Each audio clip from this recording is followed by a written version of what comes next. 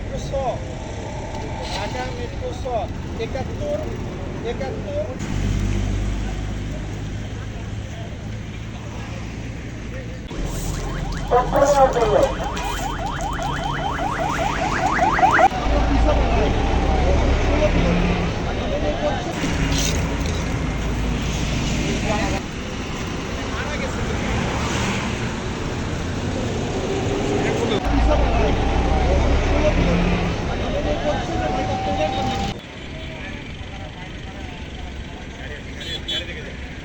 রাস্তাঘাট ঠিক করতেছিল এমন সময় দক্ষিণবঙ্গের একটা গাড়ি এসে যে পাশে যে যাত্রী ছিল সেই যাত্রীদেরকে উপর দিয়ে উঠিয়ে দেয়। ঘটনাস্থলেই একজন মহিলা মারা যায় এবং আরও 3 জন গুরুতর অবস্থা তাদেরকে ঢাকায় পাঠানো হয়েছে। বাকি 4 জনকে স্থানীয় একটা হসপিটালে প্রেরণ করা হয়েছে।